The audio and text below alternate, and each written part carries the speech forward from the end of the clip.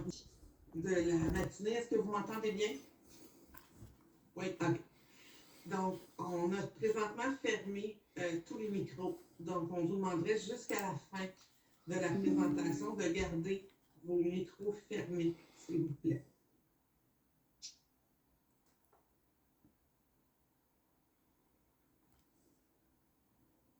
Bon.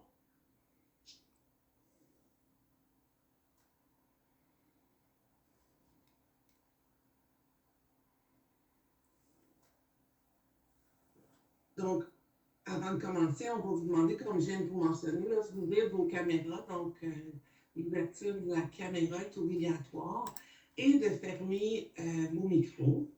Alors, on va vous demander d'aller inscrire sur le chat comment vous vous sentez. On fait ça parce qu'on veut être certain que tout le monde a trouvé le chat, parce que ça va être votre façon d'interagir avec moi ce matin. J'ai le chat devant moi, puis je vais répondre là, de façon verbale à toutes les questions qui vont nous être posées sur le chat. Je vous laisse le trouver pendant 2 secondes, puis après ça, je vais avoir une petite procédure pour vous aider là, à le trouver. Si vous n'arrivez pas à le trouver.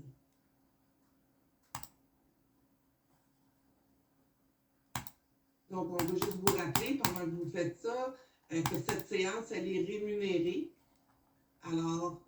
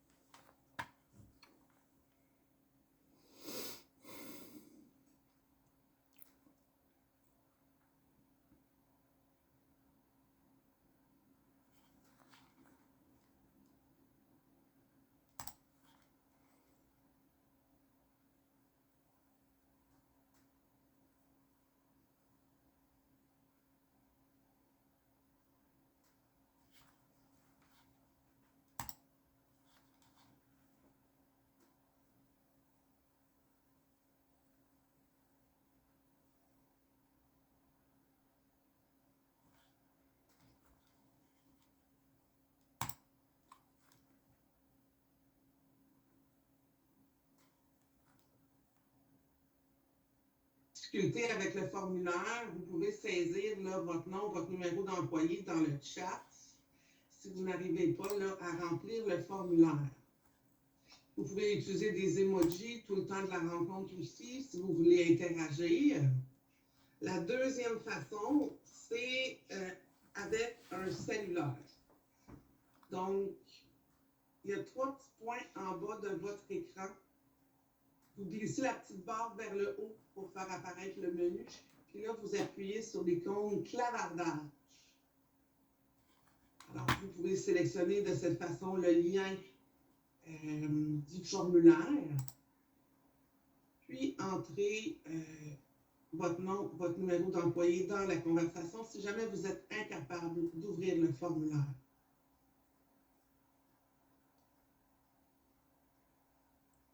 Bon, j'espère que ça va pour tout le monde.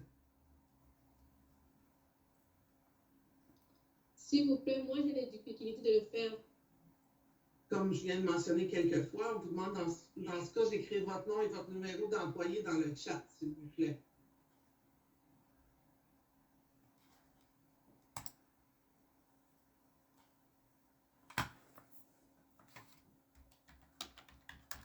La première directive qu'on vous demande là, en tant qu'employeur aujourd'hui, s'il vous plaît, de ne pas ouvrir vos micros durant la présentation. Donc, durant la présentation, on va vous présenter de façon générale notre organisation. On va vous parler de notre territoire, nos missions, nos valeurs, nos projets. Puis ensuite, on va survoler là, les essentiels que vous devez connaître en tant qu'employé chez nous, c'est-à-dire l'accueil, l'approbation, la paye, vos cartes d'employés, Internet, les contrôles des infections, l'aide aux employés, puis les rabais corporatifs.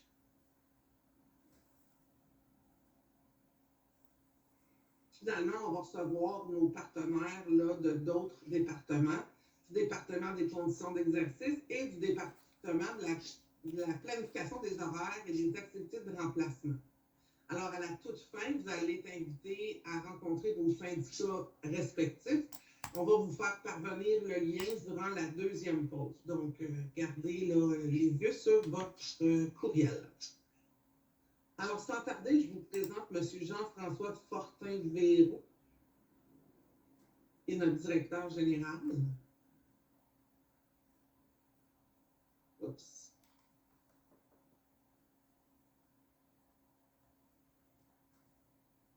Madame M. Butu, on vous demanderait de fermer votre micro. Merci.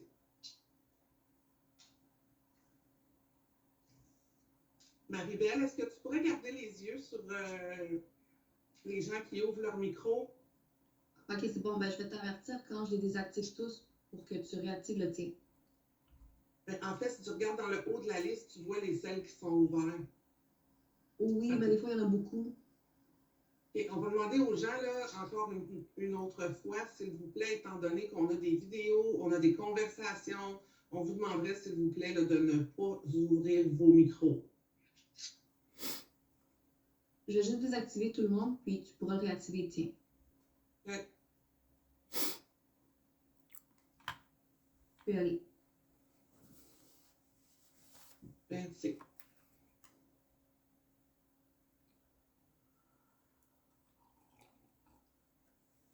Marie-Belle, juste me dire quand je vais partir de la vidéo si vous entendez le son, OK? OK.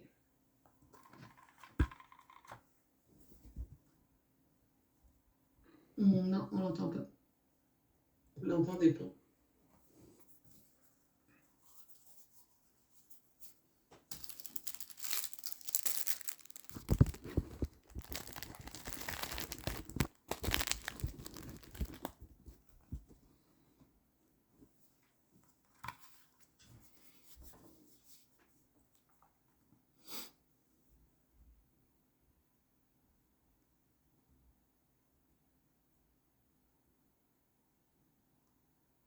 Bienvenue Là. au CIUS de l'Est de l'île Oui, de c'est bon. Montréal.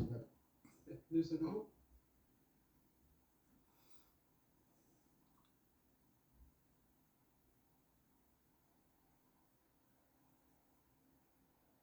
Bienvenue au CIUS de l'Est de l'île de Montréal. Je me présente Jean-François Fortin-Véro, je suis le PDG du CIUS. Vous n'avez pas aujourd'hui choisi de joindre une organisation ordinaire. Le CIUS, oui, c'est un grand établissement qui dessert 535 000 citoyens de l'Est de l'île de Montréal, mais c'est aussi une grande famille.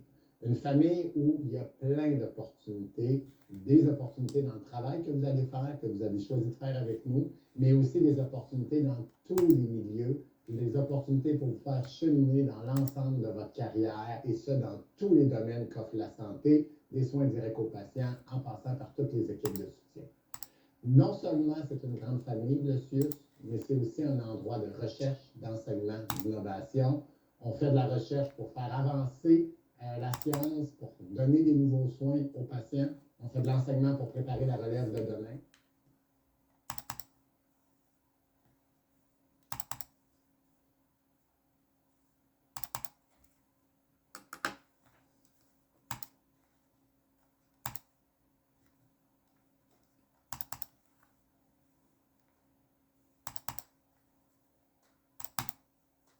Votre nouveau milieu de travail.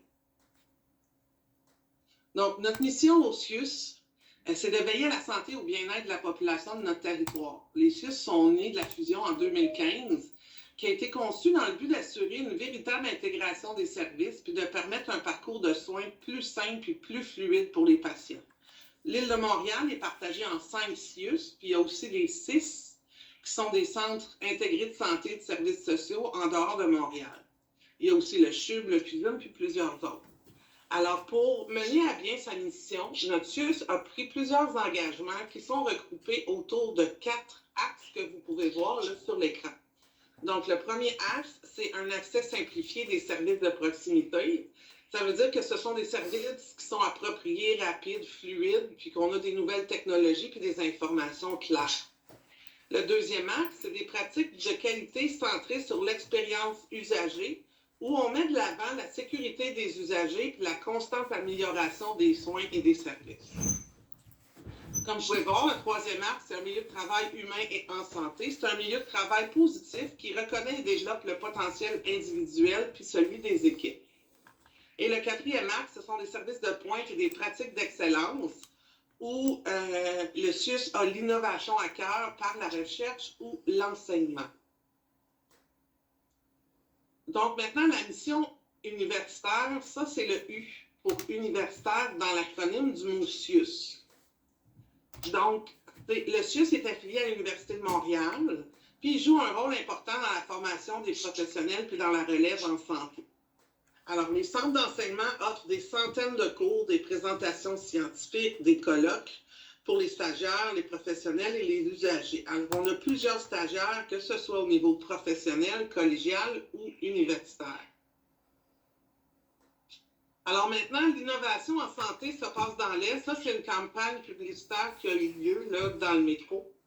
Alors, à travers les équipes de soins, de recherche, de formation, notre organisation, c'est un pôle important d'innovation en santé au Québec, au Canada, puis même à l'extérieur du pays. Alors, au fil des années, au CIUS, on a développé 4 axes d'excellence. L'ophtalmologie, la santé mentale, la néphrologie et l'immuno-oncologie. Alors maintenant, on va parler de nos valeurs au CIUS. Ça, ce sont des valeurs qui ont été choisies grâce à une vaste consultation des employés. Ce sont les employés qui les ont choisies. Alors, si on commence en prenant la collaboration, ça veut dire que chez nous, on favorise l'implication positive de tous les acteurs, en incluant les usagers. Le professionnalisme, c'est maintenir et développer nos compétences, c'est être fiable et efficace. La qualité des soins et des services, c'est agir avec rigueur et responsabilité pour remplir nos engagements. Pour la communication, on démontre une approche respectueuse dans toute forme de communication. Puis on demande à ce que vous ayez une attitude empreinte de courtoisie, de civilité et de politesse. Puis on en arrive à notre dernière valeur, qui est le respect, où notre organisation a établi certaines politiques dont on aimerait vous parler un peu. La première politique, c'est celle au niveau de la langue de travail. Donc, le français, c'est la langue de travail dans le CIUS. Ça veut dire qu'on doit, entre nous, pendant qu'on donne des soins, en tout temps, parler en français. La tenue vestimentaire, certaines installations ont des règles spécifiques. Ça va être à vous de voir avec votre gestionnaire ou votre service pour savoir c'est quoi les règles par rapport à la tenue vestimentaire. Alors, rappelez-vous que les consignes qui vont vous être données pour la tenue vestimentaire, c'est pas juste pour l'image professionnelle du CIUS, mais c'est aussi pour protéger nos usagers, c'est pour votre sécurité, puis celle de vos collègues et de vos proches. Au niveau des appareils électroniques, on demande à ce que les écouteurs et les cellulaires personnels soient interdits sur les corps de travail. C'est pour vous permettre de mieux vous concentrer sur votre travail, puis aussi pour respecter les patients, les visiteurs et les résidents dans nos centres d'hébergement. Au niveau des réseaux sociaux, on vous demande de garder votre professionnalisme et de respecter la confidentialité. Alors, lors de votre embauche, vous avez signé un formulaire d'engagement à la confidentialité où chacun de nos utilisateurs a le droit à sa vie privée. Alors, on vous demande d'éviter les conversations de corridor qui pourraient divulguer des informations privées à d'autres personnes. Alors, on veut aussi vous informer que le dossier patient est informatisé et journalisé. Là, ce que ça veut dire, c'est que toutes vos recherches dans les dossiers des patients sont enregistrées. Alors, tous les employés de notre organisation s'exposent à des mesures disciplinaires s'ils fouillent dans les dossiers.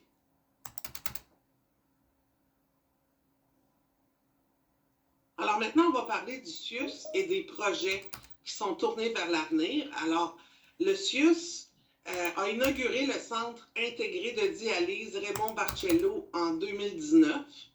Depuis l'automne 2020, il y a la Maison des naissances de l'Est de l'île de Montréal qui offre aux jeunes familles un environnement chaleureux, intime et sécuritaire où 400 femmes peuvent être suivies par une sage-femme tout au long de leur grossesse, jusqu'aux premières heures de vie de leur poupon et durant les 6 premières semaines après la naissance.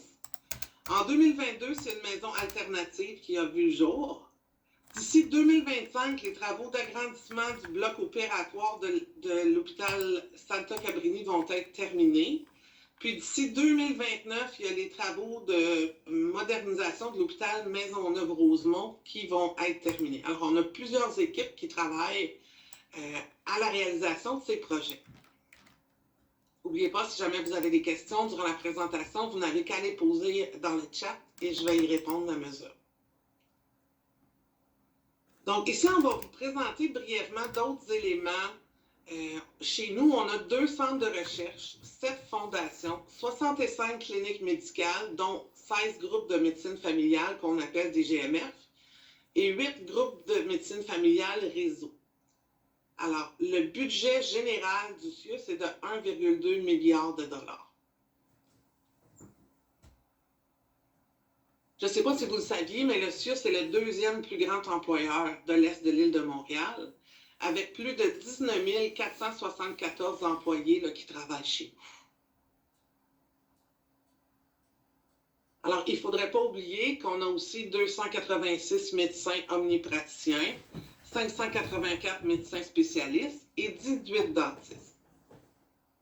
On a aussi plusieurs employés qui travaillent chez nous et qui sont séparés par plusieurs catégories. Donc, la première catégorie, c'est le personnel infirmier.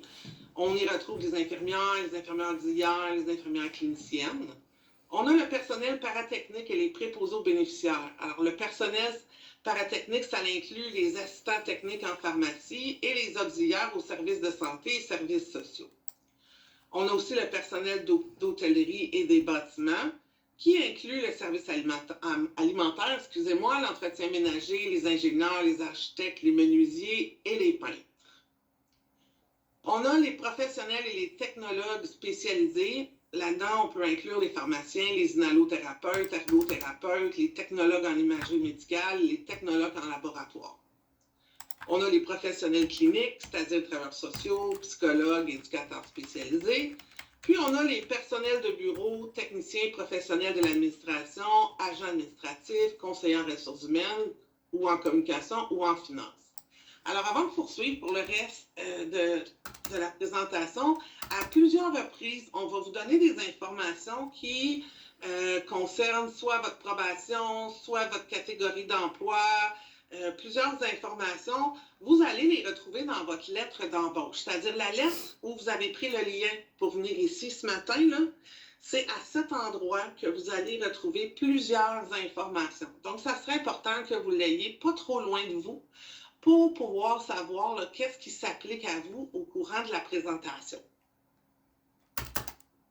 Donc maintenant, on va parler de notre territoire. Notre territoire, il dessert 3 réseaux locaux de services. Donc, celui de Saint-Léonard-Saint-Michel, celui d'Hochelaga, Mercier-Ouest et Rosemont, et celui de Rivière-des-Prairies, Anjou et Mercier-Est.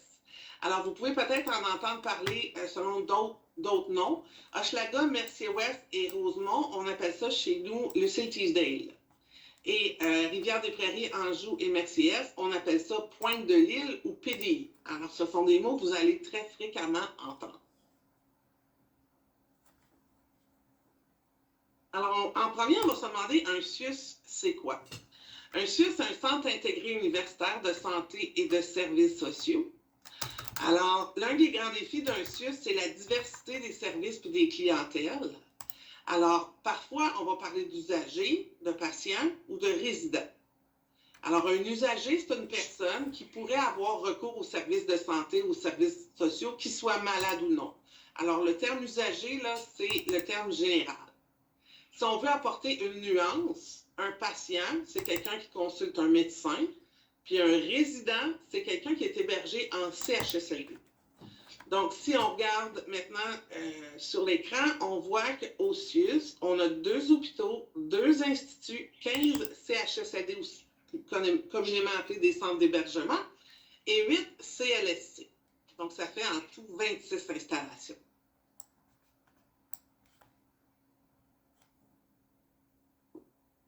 Donc, on va regarder nos 2 instituts.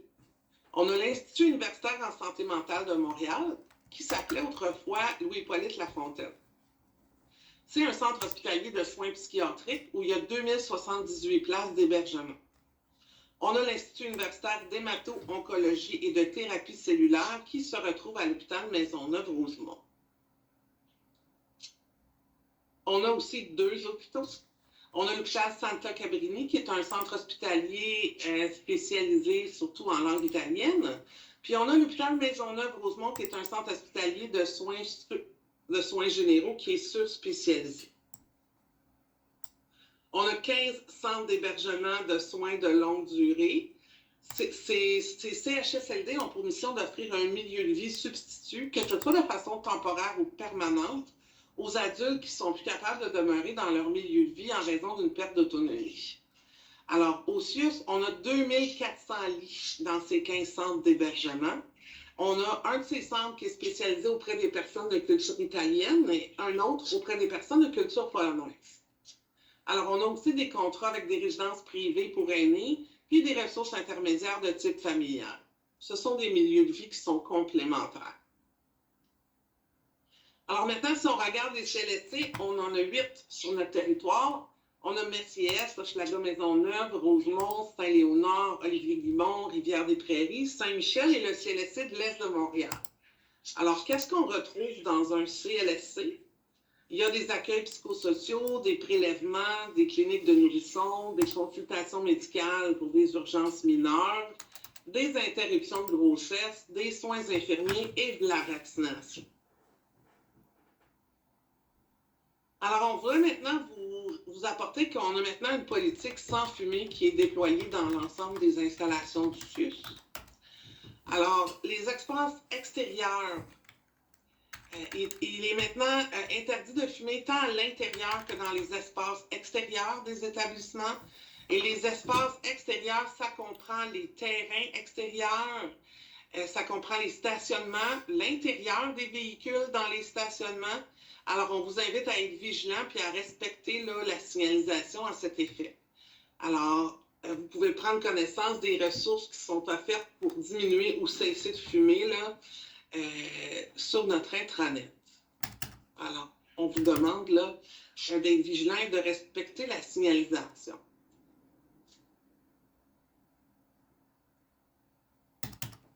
Alors maintenant, on va vous montrer un portrait de la population de l'Est que vous serez amené à desservir. Alors, 18% des adultes sur notre territoire sont obèses. 36% de la population est atteinte d'au moins une maladie chronique. Quand on parle de maladie chronique, on parle de diabète, d'hypertension, de maladie pulmonaire ou de troubles mentaux. Maintenant, si on parle des personnes de 65 ans et plus, c'est 67% de notre population qui est atteinte de ces maladies chroniques.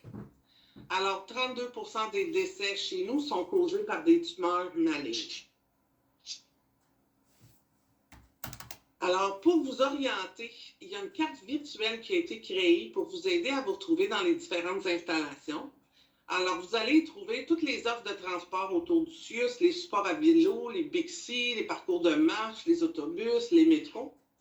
Alors, la carte, elle est séparée en différentes catégories pour mieux vous retrouver. Alors, vous voyez là, Maribel, la personne qui m'accompagne ce matin pour la présentation, vient de vous partager le lien de la carte virtuelle. Donc, je vous conseille de le copier et de le mettre là, sur l'écran de votre cellulaire.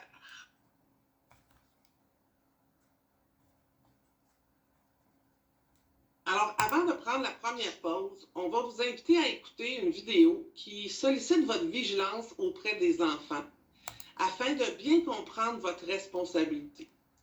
Alors, notez que sur notre territoire, on a 103 419 enfants qui sont âgés de 17 ans et moins et qui ont besoin de votre bienveillance. Alors, je vous laisse écouter la vidéo. Si jamais vous n'entendez pas le son, juste me l'indiquer sur le chat.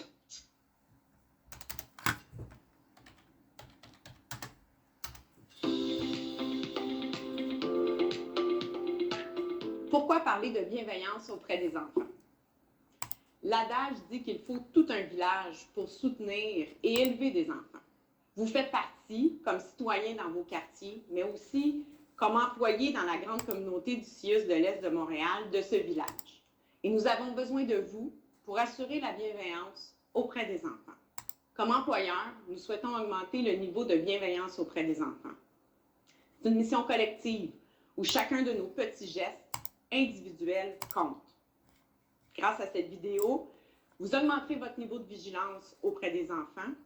Vous aurez accès à des outils pour savoir comment les repérer et vous ferez vous aussi une différence pour assurer la bienveillance auprès des enfants. Dans la foulée des événements de Granby où une fillette de 7 ans a tragiquement perdu la vie, la commission Laurent a été mise sur pied par le gouvernement du Québec.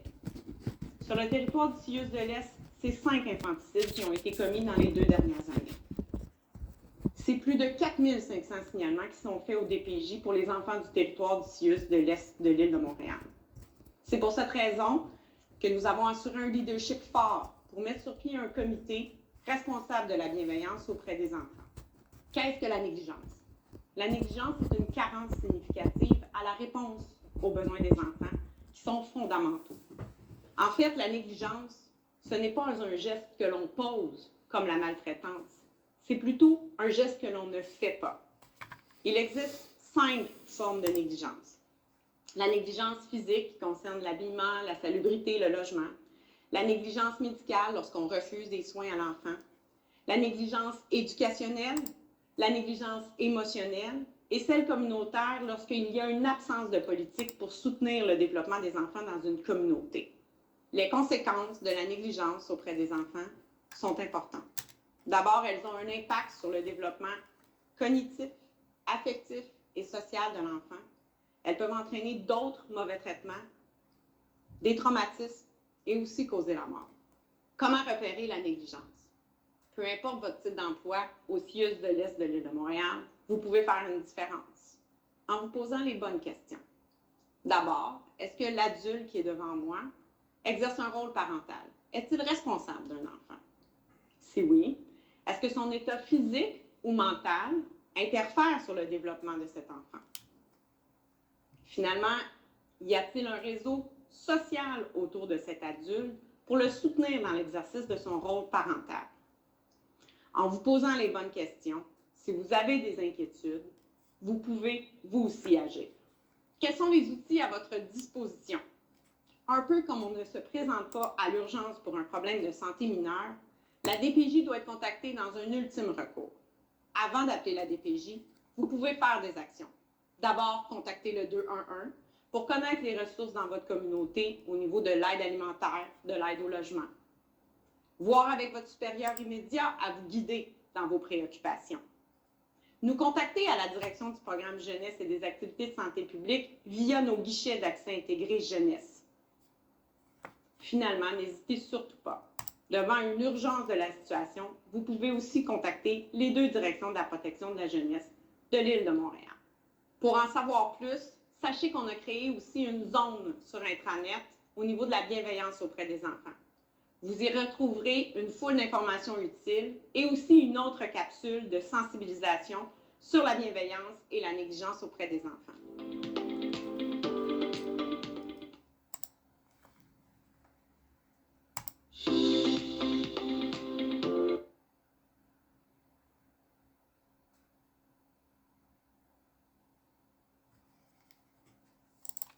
Alors, on va maintenant prendre une pause. Ça dit 15 minutes, là, mais on est un peu en avance. On va prendre une pause d'une quinzaine de minutes.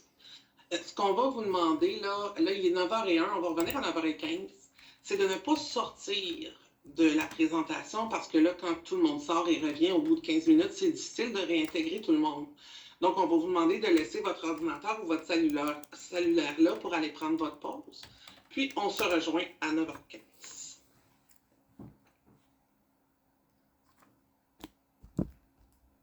Propre service.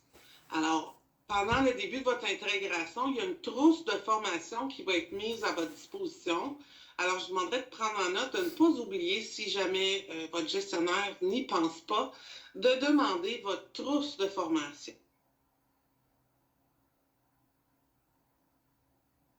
Donc, maintenant, on va parler de la carte d'employé. Alors, si vous n'avez pas encore envoyé votre photo, il faudrait le faire rapidement et l'envoyer à l'adresse acquisition de talent. Donc, Marie-Belle va vous partager l'adresse de l'acquisition de talent. C'est une adresse que vous connaissez déjà, là, avec laquelle vous avez fait affaire pendant votre embauche. Donc, ça va être important d'envoyer votre photo. Alors maintenant, par la suite, comment la récupérer? Alors, si vous avez un poste ou une affectation à long terme, votre carte d'employé va vous être envoyée là où vous travaillez. Si vous êtes plutôt un employé de la liste de rappel, étant donné qu'on ne sait pas où est-ce que vous allez travailler, excusez-moi, vous devez venir la récupérer au bureau de l'acquisition de talent. Marie-Belle vous a mis l'adresse. Alors, ce qui est important toutefois, c'est d'attendre de recevoir le courriel qui vous indique que votre carte est prête avant de vous présenter pour venir la chercher. Si votre caméra est désactivée, vous n'avez qu'à l'activer. Donc maintenant, on va parler de la période de probation. C'est une des informations que vous allez retrouver sur votre lettre d'embauche que je vous ai mentionnée tantôt. La lettre d'embauche, c'est la feuille sur laquelle vous avez trouvé le lien pour venir nous rejoindre aujourd'hui. Donc, la période de probation, c'est un statut qui donne à l'employeur un moment pour évaluer votre contribution. Puis tout nouvel employé a une période de probation qui peut varier de 45 à 240 jours selon votre titre d'emploi. Que vous soyez sur un poste ou sur une liste de rappel, le cumul de votre probation se calcule en fonction du nombre de jours travaillés. Donc, je vous explique un petit peu là, ce que ça veut dire en jours travaillés. Ça veut dire que si une journée, vous travaillez juste une demi-journée au lieu d'une journée complète, ben ça compte pour une demi-journée et non pas pour une journée complète. Donc, toutes ces heures-là ensemble s'accumulent pour faire des journées travaillées. Alors, vous pouvez aller voir sur votre lettre d'embauche combien de journées vous avez. On prend un exemple, là, les préposés aux services alimentaires, à l'entretien ménager, les préposés aux bénéficiaires, vous avez 45 jours de probation. Alors, pour clarifier les attentes concernant votre période de probation, vous pouvez consulter votre description de fonction. Si vous ne l'avez pas, vous pouvez demander à votre supérieur de vous la donner lors de votre première journée. Juste à noter que vous ne serez pas juste évalué sur vos tâches, mais aussi sur votre façon d'intégrer les 5 valeurs dont on a parlé tantôt. Alors chez nous, le savoir-être, c'est aussi important que le savoir-faire. Alors vous devriez avoir une évaluation de mi-probation qui va être effectuée par votre supérieur. Puis, à la fin de votre probation, vous obtenez votre permanence. Ça veut dire que vous avez une sécurité d'emploi. Maintenant, les payes. Comment ça fonctionne, les payes? Le dépôt de la paye est effectué à tous les 2 jeudis. Alors, vous n'aurez pas votre première paye tout de suite. Elle pourrait être déposée dans 4 semaines environ.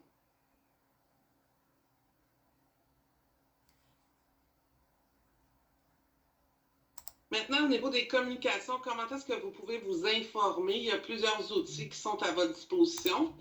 Alors, l'outil principal, c'est l'intranet. On va en reparler tantôt. Ça, l'intranet, c'est le site Internet réservé aux employés. Il y a le fil.ca, c'est le journal interne au CIUS. Alors, tantôt, durant la pause, vous avez peut-être vu le défilé.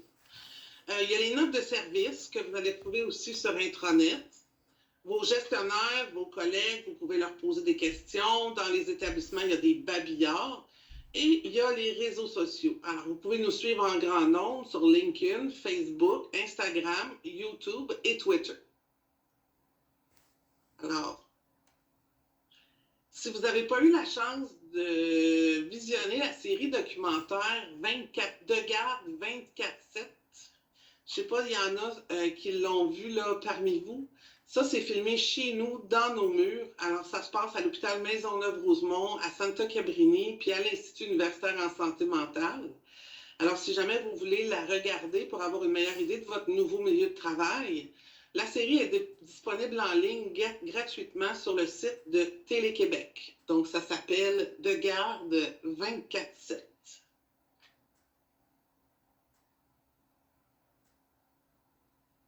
Maintenant, on va parler du guichet RH Web.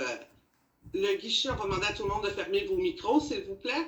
Donc, le guichet RH Web, à chaque semaine ou à chaque jour pour les employés, vous devez le consulter pour regarder là, vos horaires de travail. Donc, vous pouvez voir vos congés, vos relevés de paye, votre horaire de travail et vos papiers pour vos futurs impôts. Donc, on va vous partager le lien pour le guichet web. Donc, ça va être important que ce lien-là, vous le mettiez sur l'écran d'accueil de votre cellulaire, surtout les gens sur la liste de rappel, parce que vous allez devoir à plusieurs reprises là, consulter votre horaire. Donc, on va demander à notre agente administrative, voilà, super. Donc, en même temps, elle vous mentionne, là, il ne faut pas mélanger deux choses. Là, on parle du guichet RH Web. Tantôt, on va parler de l'intranet. L'intranet, c'est le site Internet du CIUS. Tout le monde a le même mot de passe, tout le monde a le même utilisateur. Tandis que le guichet RH Web, ça, c'est personnel à vous, c'est votre petite section à vous pour vos payes et votre horaire personnel. Donc, si vous regardez ce qu'on vient de vous partager, ce que Marie-Belle vous a partagé, donc, votre nom d'utilisateur, c'est votre numéro d'employé. Si votre numéro d'employé commence par un 0, il faut mettre le 0. Votre mot de passe, c'est votre année, mois et jour de naissance sans tiret. Là, suite à ça, ils vont vous proposer de changer votre mot de passe. Vous pourrez mettre là le mot de passe qui vous convient le plus.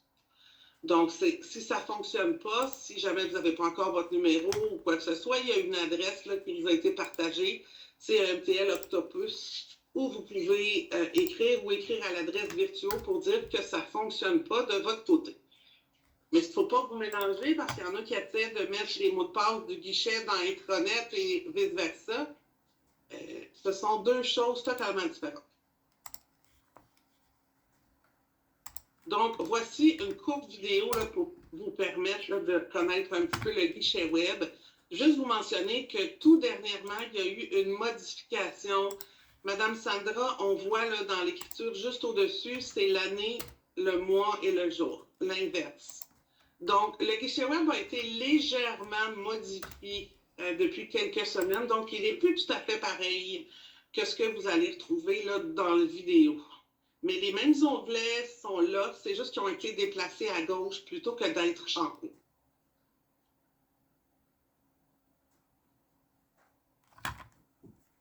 Bonjour et bienvenue à cette courte vidéo de présentation du guichet RH Web. Le guichet RH Web est accessible à partir du site web du CIUS au cius-mtl.gouv.qc.ca. Portail employé. Vous cliquez sur guichet RH Web et le bouton d'accès se trouve juste ici. Il est aussi accessible à partir de l'intranet. Dans la boîte à outils, vous voyez Portail employé. L'adresse d'accès est ici et vous avez le bouton bleu pour y accéder.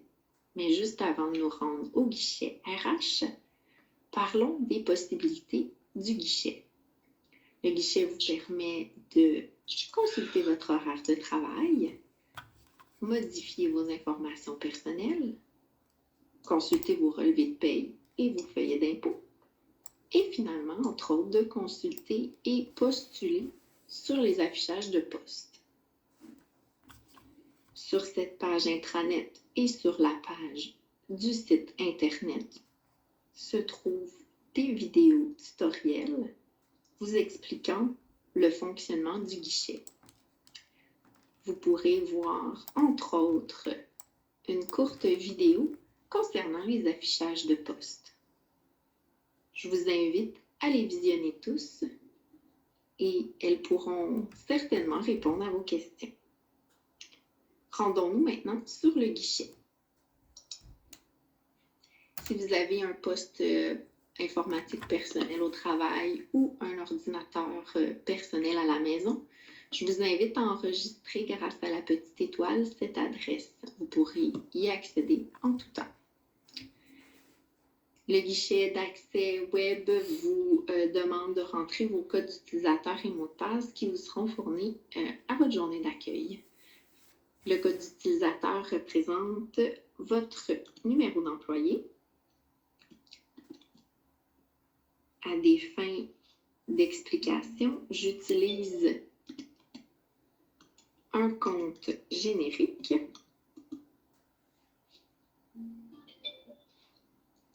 Donc, sur la page du guichet se trouvent les boutons d'accès rapide Et vous avez aussi un menu de navigation tout en haut. Pour modifier votre mot de passe, rendez-vous sur votre nom et sélectionnez « Modifier mon mot de passe ».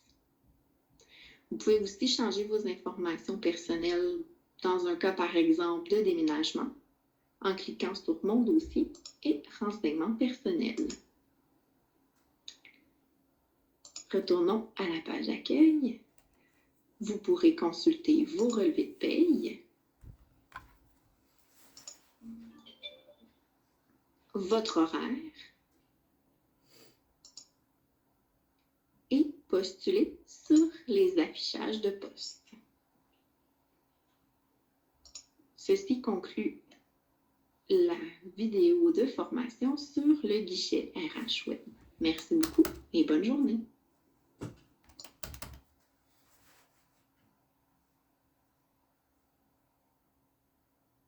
Donc, on va maintenant parler de l'intranet.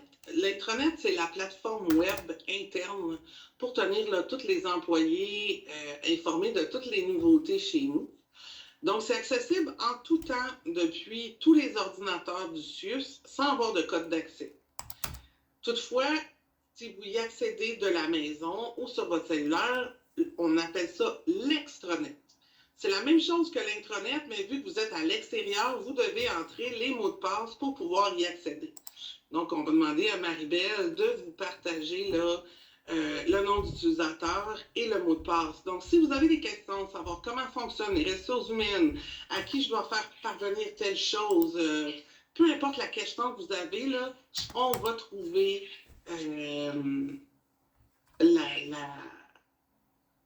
la réponse dans l'intranet.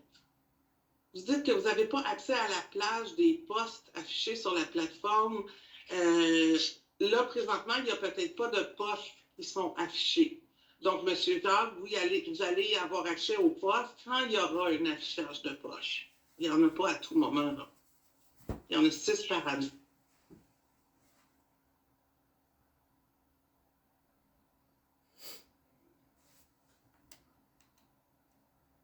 Donc,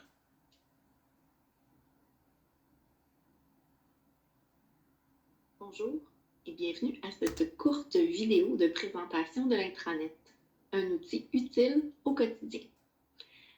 Le site intranet est accessible au travail en cliquant sur l'icône avec la mention Intranet CIUS. Le visuel peut différer d'un ordinateur à l'autre. Intranet est un site web exclusif aux employés disponible au travail. Lors de vos premières visites, voici quelques pages à ne pas manquer. D'abord, en arrivant sur la page d'accueil du site, vous observez le carrousel qui vous informe sur les campagnes en cours dans l'organisation ou les actualités touchant l'ensemble du personnel. Naviguez d'une nouvelle à l'autre grâce aux flèches. Et pour accéder à l'actualité,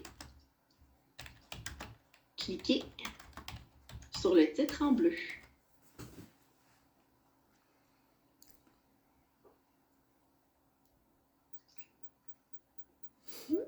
De retour sur la page d'accueil, plus bas, la zone nouvelle contient du contenu d'actualité à propos du CIUS. Naviguez d'une nouvelle à l'autre grâce aux flèches. Et pour accéder à l'information, cliquez sur le bouton bleu.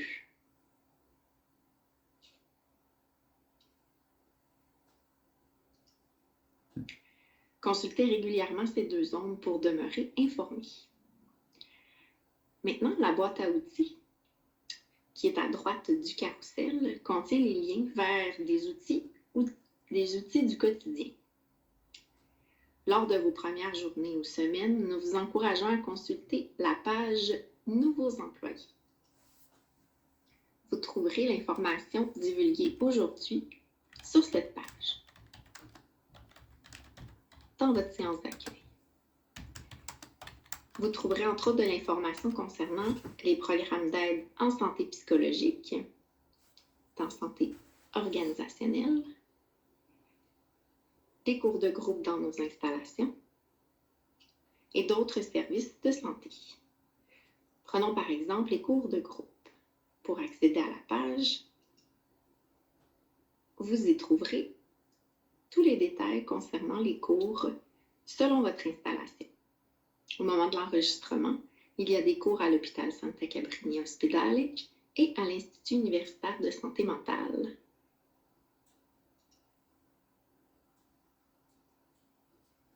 Retournons à la page Nouveaux employés. Faisons un tour d'horizon maintenant plus détaillé de l'intranet. Cette portion de la page vous permettra de trouver de l'information rapidement, entre autres des tutoriels de l'intranet. C'est aussi à cet endroit que vous trouverez probablement réponse à toutes vos questions, comme par exemple comment avoir accès à une vignette de stationnement. Allons voir dans À savoir au premier jour, puis stationnement. Voyez ici le chemin emprunté pour accéder au formulaire. Donc, service administratif et de soutien, service technique, stationnement et formulaire.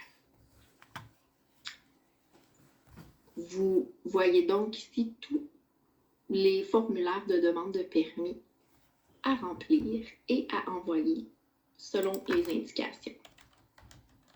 Retournons à la page Nouveaux employés. Pendant votre séance d'accueil, on vous aura parlé de l'extranet. Tous les détails sont sous l'onglet SIUS. À propos, extranet. On vous aura aussi parlé de la trousse de formation, où toutes les formations sont disponibles sous ressources humaines, formation et gestion des talents, formation nouvel employé. Faisons le chemin ensemble. Allons tout en haut, dans l'onglet Ressources humaines, Formation et gestion des talents, puis Formation nouvel employé. Donc, tous les détails se retrouvent ici. Retournons à la page Nouveaux employés. Donc, suite à cette séance d'accueil, je vous invite à naviguer sur cette page et à prendre connaissance de tous les contenus qui vous sont proposés. Et ensuite, nous vous accueillerons dans votre service d'une manière personnalisée. Donc, merci beaucoup et bonne navigation! Donc, je vais répondre là, en premier à Madame Kafia. Dans le fond, comment ça fonctionne, les gens qui sont occasionnels, si vous désirez obtenir un poste permanent, vous n'êtes pas obligé d'attendre la fin de vos 45 jours. Dès le prochain affichage, vous pouvez postuler sur un poste là, et obtenir un des postes qui sera à l'affichage.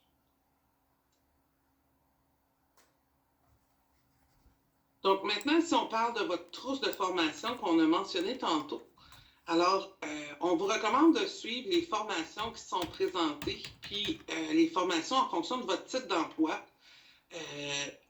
d'ici au moins le maximum la fin de votre période de probation. Donc, les heures qui sont allouées au visionnement de ces capsules sont rémunérées. Alors, c'est à vous de voir avec votre gestionnaire pour qu'il vous accorde du temps pour ces visionnements. Parfois, il peut vous accorder des faire chez vous ou sur votre lieu de travail, mais ce sont des visionnements rémunérés. Donc, ils sont disponibles sur la plateforme d'environnement d'apprentissage, le ENA, qu'on appelle chez nous. Alors, vous allez recevoir votre identifiant et votre mot de passe par courriel. Alors, il est important dans les semaines, les jours à venir, de regarder vos courriels parce que le SIUS pourrait vous envoyer plusieurs courriels qui vont se ramasser dans votre spam. Donc, à la fin de votre probation, votre gestionnaire va faire un suivi avec vous pour s'assurer que votre parcours de formation est bien complété. Donc maintenant, les politiques, les procédures, ce sont des choses qui sont incontournables à consulter. Donc, elles sont accessibles dans l'intranet, sous l'onglet bleu et l'onglet SIUS, puis sous la section documents organisationnels. Donc, je vous recommande de prendre ça en note et de valider toutes les procédures et les politiques là, du SIUS qui pourraient vous concerner. Maintenant, on va parler de la prévention des infections parce que l'hygiène des mains, c'est important pour tous. Alors, c'est important de toujours se laver les mains. Alors, il y a deux façons de se laver les mains. Ça peut être avec une solution hydroalcoolique ou bien la bonne vieille méthode avec de l'eau et du savon. Alors, il est important de ne pas oublier les zones qui sont indiquées sur les images. Sachez qu'il y a des formations et des vidéos qui sont spécifiques là, dans la trousse de formation pour apprendre à faire un lavage des mains efficace. Alors, voici quelques moments où il est important de se laver les mains. En rentrant dans l'installation, avant de manger, avant une intervention aseptique, avant de toucher un usager ou à son environnement. Puis, en quittant l'installation, après s'être mouché, après avoir utilisé les toilettes, après un contact avec l'usager ou son environnement, puis après un risque de contact avec du liquide organique.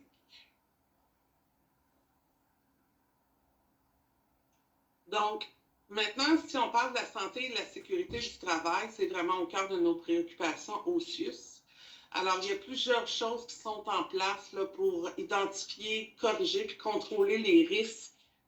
Alors, l'un de ces moyens, c'est la déclaration de tout accident, incident dont vous pourriez être victime. Donc, au sens de la loi de la santé et de la sécurité, là, la déclaration de ces événements accidentels-là, c'est une responsabilité des travailleurs. Donc, ça permet d'identifier les causes de l'accident-incident puis de trouver des solutions pour éviter une récidive. Alors, ça contribue aussi à améliorer les pratiques, les méthodes ou l'environnement de travail. Donc, il y a un formulaire de déclaration qui est disponible sur Intranet. Alors, c'est à vous de vous informer là, aux frais de votre gestionnaire pour savoir où retrouver ce formulaire. Là, maintenant, on va parler des codes de couleur que vous allez retrouver sur votre carte d'employé. Donc, il y a le code d'argent. Code d'argent. Est-ce que quelqu'un parmi vous, là, ça va avoir besoin de votre participation. OK. Qu'est-ce que ça veut dire code d'argent? Est-ce que quelqu'un peut me l'écrire?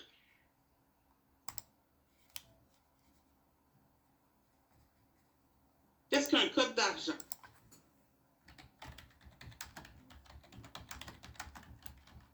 OK. Donc, ce matin, il n'y a pas beaucoup de participation à ce que je vois.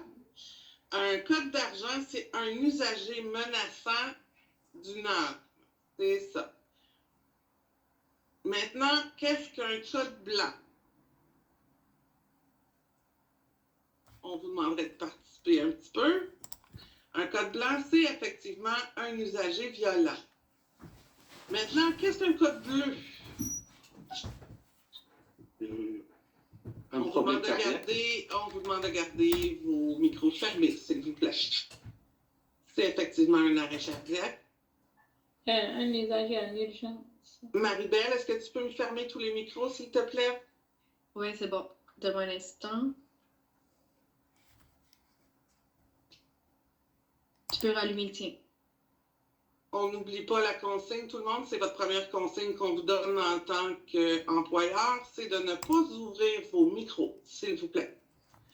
Maintenant, qu'est-ce qu'un code brun?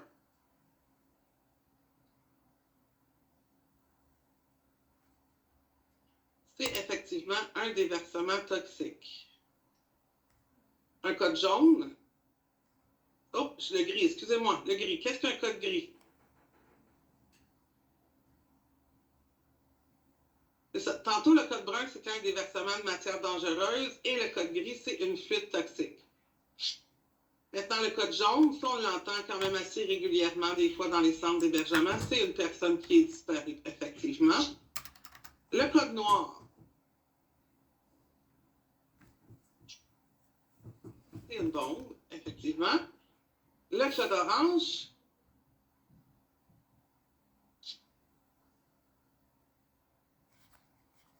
une arrivée massive de patients, c'est ça. Code rouge,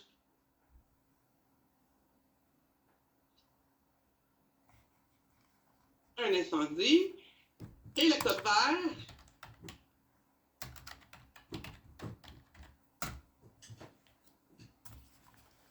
c'est bien une évacuation.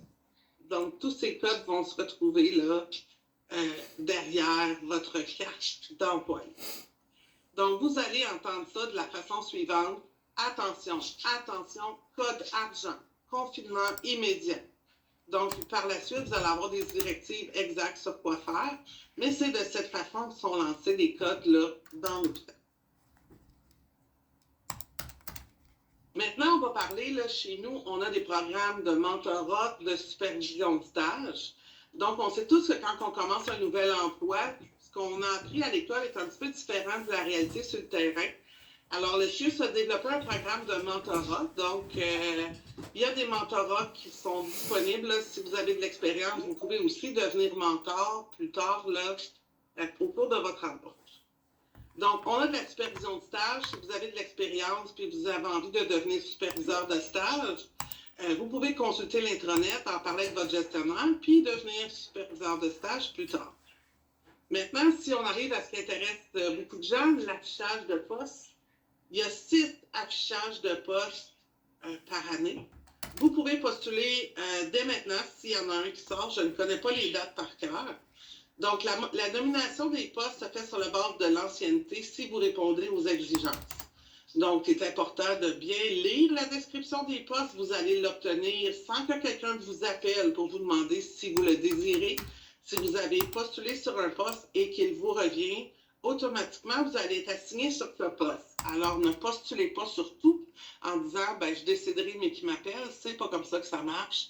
Il faut postuler que sur ceux qui vous... excusez-moi, je mange mes mots. Ne postulez que sur les postes qui vous intéressent. Maintenant, on a aussi des programmes d'aide pour les employés. Ça permet un accès rapide et confidentiel pour des ressources professionnelles. C'est pour vous et votre famille. Dans la famille, ça comprend le conjoint qui réside à votre même adresse depuis au moins 1 an et les enfants vos enfants et les enfants de votre conjoint.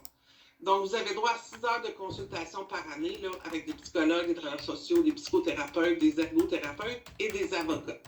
C'est disponible 24 heures sur 24, c'est confidentiel et gratuit, puis personne ne le saura. Donc, maintenant, au niveau des premiers soins psychologiques, nous avons un humoriste dans la salle présentement, Monsieur Jean. Donc, au niveau, on a aussi les premiers soins psychologiques.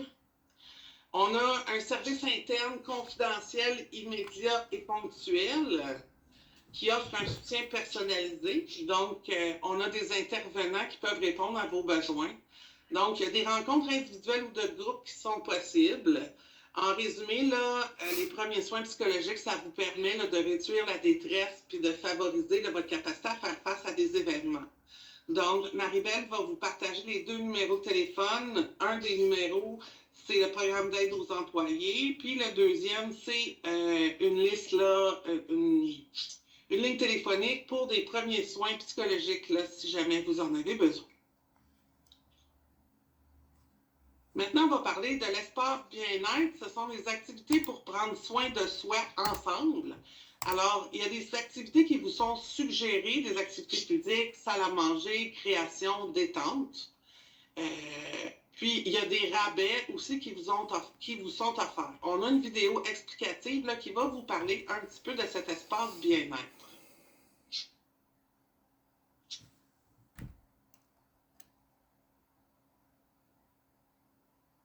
Physio, ergo, psycho, ça, ce sont des assurances collectives. C'est différent.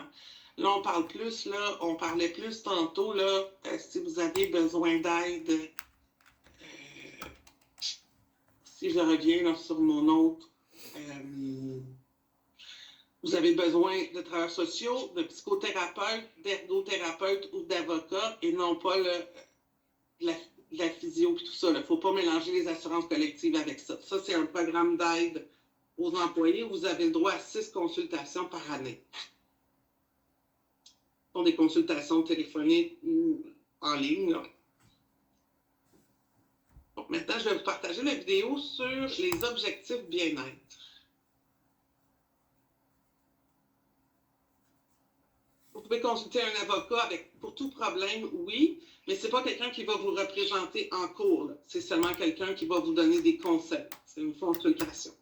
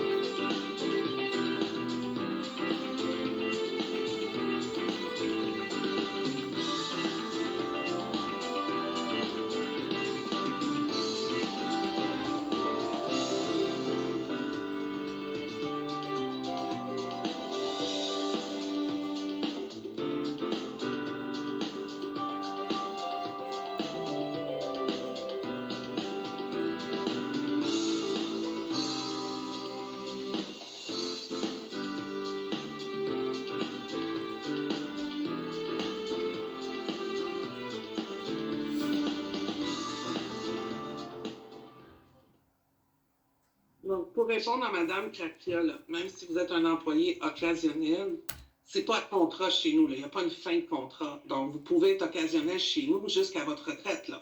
Il n'y a pas une journée où on va vous dire, bon, ben, on n'a plus de travail pour vous, il faut quitter. Là. Quand on est occasionnel sur la liste de rappel, on est là pour remplacer les gens qui sont absents. Il va toujours y avoir des gens absents. C'est juste qu'éventuellement, vous pouvez postuler pour obtenir votre propre poste permanent à vous. Et votre statut, votre permanence, vous allez la garder. Là. Vous restez chez nous là, tant aussi longtemps que vous ne prenez pas la décision de quitter.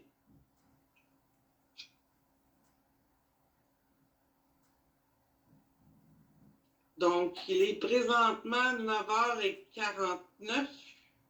Donc, on va revenir là à 10h pour la suite. Là, il y a une dame tantôt qui voulait me poser une question. Je vais rester disponible là, si vous voulez me poser votre question. Non, il n'y a pas malheureusement de minimum d'heures garantie. Ça vous a été mentionné à l'embauche. Là, quand on est occasionnel, il n'y a pas d'heures garantie. Donc, la dame... C'est moi ici. Est-ce que je peux vous appeler? Parce que ça va être très rapide, c'est juste que c'est confidentiel. C'est qui parle? Sandra Lafont. Lafont? Mm-hmm.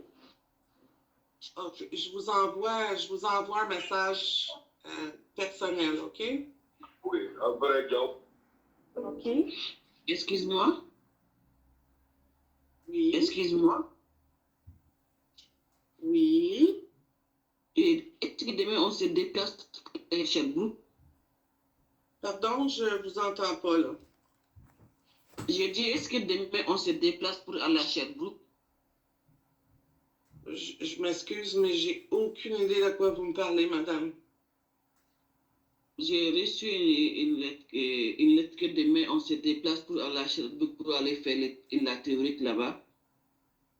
J'ai aucune idée, malheureusement. Il faudrait voir avec votre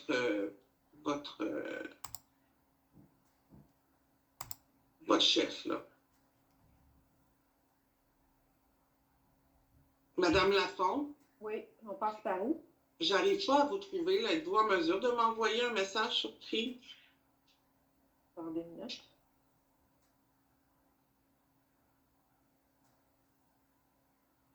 Je peux juste vous épingler, vous mettre en évidence. Je peux pas vous écrire personnellement.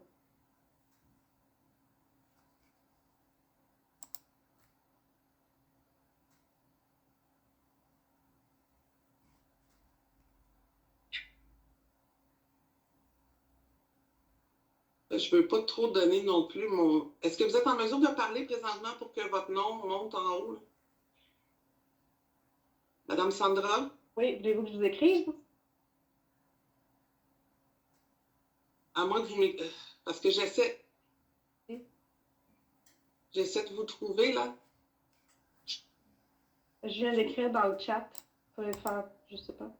Non, ça me sert à rien, ça.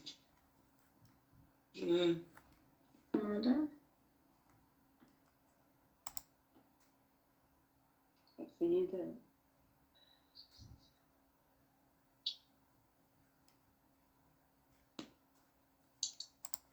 Bonjour, c'est Madame Jacques. Vu qu'on est en pause, je pourrais en profiter. Au fond, on m'a dit que ce n'est pas trop grave si mon écran ne fonctionne pas, plutôt la vidéo. Est-ce que c'est parce que il y a un problème de connexion? Parce que moi, personnellement, quand je touche l'écran, on puisse me voir, c'est comme si c'est gelé. Je ne sais pas quoi vous dire, là. Madame Sandra, est-ce que vous êtes en mesure de me donner votre nom de famille? Lafont, L-A-F-O-N-D. Vous êtes sur quel type d'emploi? Ça va faire partie de ma question. C'est une agente administrative, j'ai l'information ici. OK. C'est ce que j'ai écrit, mais en fait, c'est ça.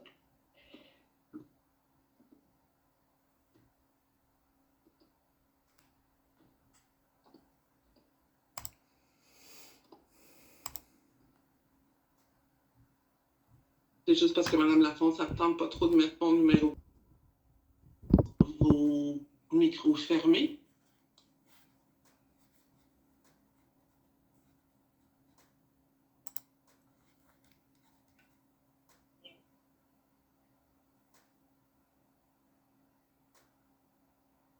Bon, mon ordinateur ne collabore pas.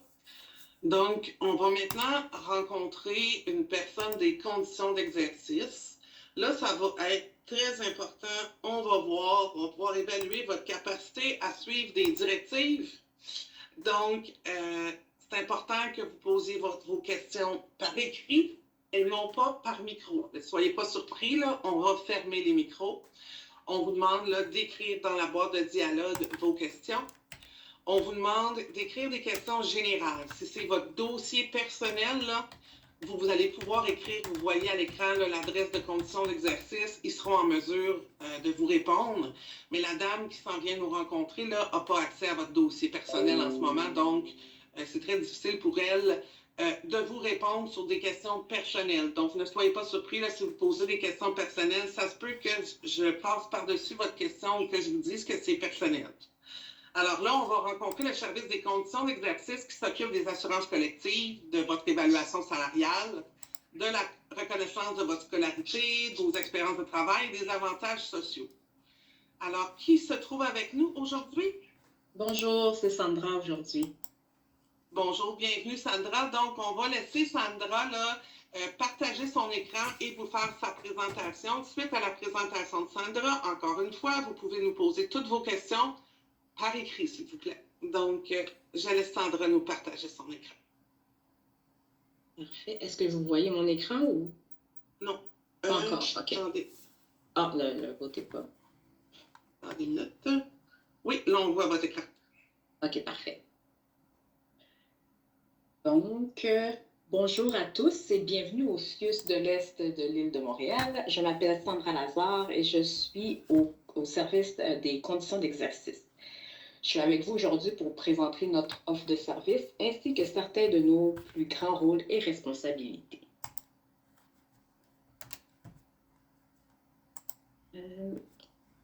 Attendez-moi 2 petites secondes, j'ai comme un bug.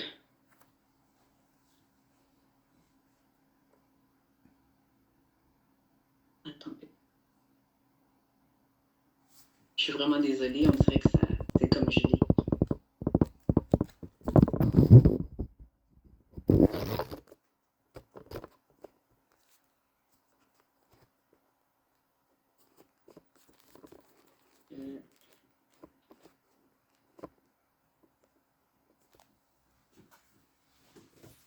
Vous voyez plus rien, hein? Ah. Non. Là, c'est bon, ça commence à apparaître. OK, parfait. Donc, lors d'une embauche, plusieurs services sont impliqués dans le service des conditions d'exercice. Nous faisons partie de la direction des ressources humaines, des communications et des affaires juridiques. Le service des conditions d'exercice a pour mandat d'assurer l'application du cadre légal en ce qui a trait à la rémunération de l'ensemble des employés et du personnel d'encadrement. De plus, il a la responsabilité de l'administration des avantages sociaux, la gestion des congés à court et long terme, ainsi que la gestion des assurances collectives. Nous sommes entre autres le service responsable de l'ouverture de votre dossier suite à notre embauche. Donc, voici quelques-uns de nos plus grands rôles et responsabilités: ouverture de dossier, rémunération, gestion des avantages sociaux et de l'assurance collective. Vous pouvez trouver les informations relatives à notre service via le portail du nouvel employé. À la gauche, vous trouverez l'organigramme de notre service. Chez nous, le traitement des demandes courriels se fait par catégorie d'emploi, donc indirectement par titre d'emploi. Il est très important tout d'abord de connaître votre catégorie d'emploi, votre titre d'emploi. Lorsque vous nous faites parvenir une demande, il est important d'indiquer dans l'objet de votre courriel votre numéro d'employé, vos noms et prénoms, votre titre d'emploi et le sujet de votre demande. Ainsi, nous pouvons plus rapidement acheminer la demande au bon agent responsable de cette catégorie. Donc, les principaux rôles et responsabilités des conditions d'exercice, l'ouverture des dossiers.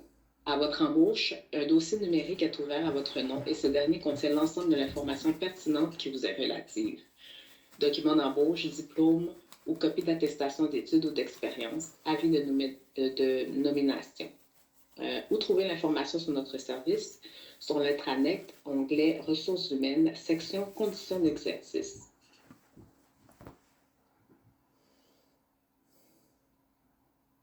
Pour ce qui est de la rémunération, vous avez l'évaluation salariale, reconnaissance d'expérience, reconnaissance de scolarité. Pour toute question en lien avec votre rémunération, nous vous invitons à nous écrire à l'adresse courriel conditionsdexercice.cemtl@sss.gouv.qc.ca en spécifiant dans l'objet de votre courriel votre nom, votre numéro d'employé, nom, prénom, titre d'emploi, sujet de votre demande.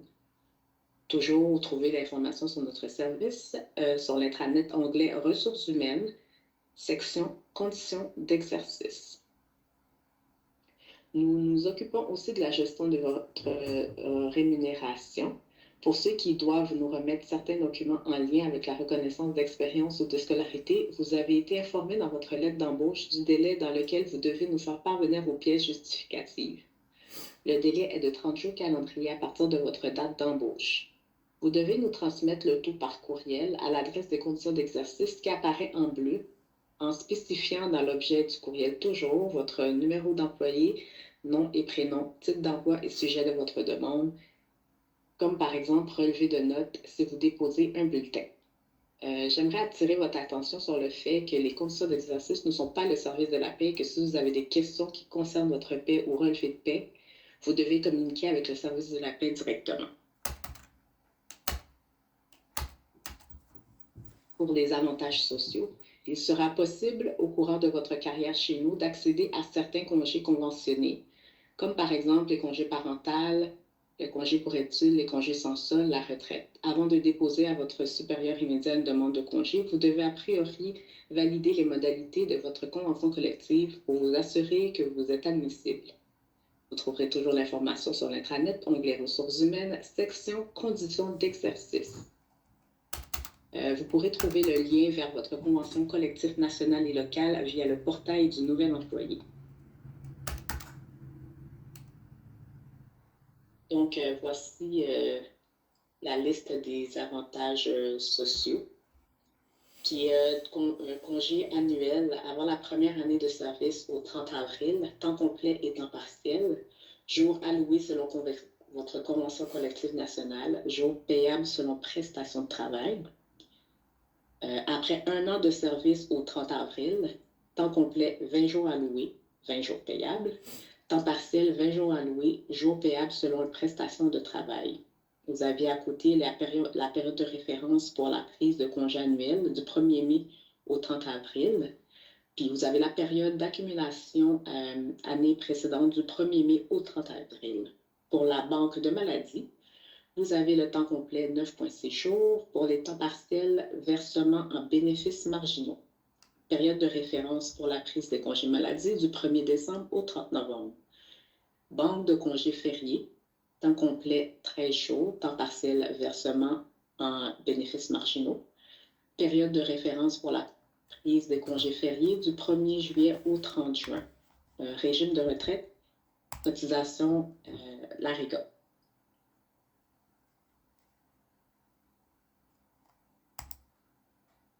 Donc, pour l'assurance collective, l'adhésion à l'assurance collective étant obligatoire chez votre employeur, vous recevrez dans votre trousse d'embauche l'information en lien avec votre assurance ainsi qu'un formulaire à compléter et à nous retourner le plus rapidement possible. Vous y trouverez la démarche pour la demande d'exemption. Pour toute question en lien avec votre assurance collective, nous invitons à nous écrire à l'adresse courriel conditionsdexercice.cmtl@sss.gouv.qc.ca en spécifiant dans l'objet de votre courriel votre numéro d'employé, nom, prénom, titre d'emploi, sujet de votre demande. Vous trouverez encore une fois l'information sur notre service sur l'intranet à l'onglet Ressources humaines, section Conditions d'exercice. Vous pouvez trouver dans le portail du nouvel employé le lien vers l'information relative à l'assurance collective. Vous devez le compléter, nous le transmettre, le formulaire d'adhésion le plus rapidement possible par courriel à l'adresse des conditions d'exercice qui apparaît en bleu, en spécifiant l'objet toujours, courriel, votre numéro d'employé, nom et prénom, titre d'emploi et sujet de votre demande. Dans le cas où le formulaire ne serait pas retourné, nous appliquons une adhésion automatique minimale selon les modalités du contrat d'assurance. Il est donc très important, si vous êtes assuré avec un conjoint, un parent ou chez un autre employeur, de retourner votre demande d'exemption accompagnée des preuves justificatives requises. Un petit rappel sur le fait que les assurances contractées dans un établissement scolaire ne permettent pas l'admissibilité à une exemption.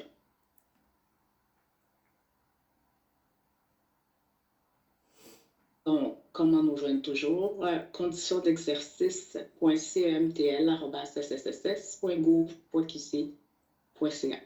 Je sais que ça a été beaucoup dit pendant le cours de ma présentation, mais c'est très important de marquer votre numéro d'employé, nom, prénom, titre d'emploi, sujet de votre demande. C'est vraiment comme ça que votre demande peut être répondue le plus rapidement possible. Donc, voici l'adresse pour communiquer avec notre service. Et voilà, c'est terminé. Est-ce que vous avez des questions? J'ai quelques questions pour vous. La première, c'est si quelqu'un ne fournit pas durant les 30 jours ses attestations d'emploi, c'est quoi les indications? Ça, vous allez devoir envoyer vos questions en conditions d'exercice. On va pouvoir vous répondre parce que moi, c'est vraiment juste les assurances collectives que je peux vous répondre. Les questions concernant les assurances collectives. Okay. Donc, envoyez la question aux conditions d'exercice, puis ça va être répondu le plus rapidement possible. Ben, en fait, si vous les envoyez là, après les 30 jours, c'est que votre salaire ne sera pas nécessairement rétroactif. C'est important de le faire avant les 30 jours. C'est sûr qu'en attendant vos attestations, vous êtes effectivement mis au salaire de base en attendant qu'on puisse évaluer votre salaire au bon endroit. La personne demande quels sont les types de bénéfices marginaux qui sont offerts aux employés. Ça aussi, pour les bénéfices marginaux, envoyez aussi un courriel aux conditions d'exercice. On va vous répondre là-dessus. Okay, ben, au niveau... Dépendamment avec votre dossier, on va vous répondre. Ben, juste en général, là, les gens au niveau des bénéfices marginaux, là, vous avez le droit à des maladies, vous avez le droit à des congés fériés. Comme on vous a probablement déjà mentionné, peut-être en entrevue, si vous n'avez pas un poste permanent à temps complet, ces bénéfices-là vont vous être payés à chaque paye. Un petit peu le montant que ça donnerait là, pour avoir toutes vos maladies et toutes vos congés fériés, ça donne un certain montant. Ça va être divisé en 26, puis ça va être mis un petit peu sur chacune de vos payes. Les gens demandent si vous devriez fournir à nouveau vos documents d'embauche, si vous les avez déjà fournis là, à l'acquisition de talent. Techniquement, non, mais si j'étais vous, je le ferais. Je les enverrais quand même là, aux conditions d'exercice. Je n'ai pas été en mesure de remplir le formulaire d'assurance. Je n'ai pas accès à une imprimante. Malheureusement, là, vous allez devoir vous trouver une façon de remplir les formulaires d'assurance. Là, on ne peut pas vous aider à ce niveau-là. Il faut vous trouver quelqu'un, il faut aller au bureau en gros, il faut aller quelque part là. Si quelqu'un a déjà une assurance collective, qu'est-ce que la personne doit faire? Est-ce que la personne qui a posé la question, là, Rose-Laure Joseph, vous avez déjà, vous, une assurance collective ou bien vous êtes assuré avec un conjoint quelque part pour votre assurance collective? Ça peut changer la réponse à la question.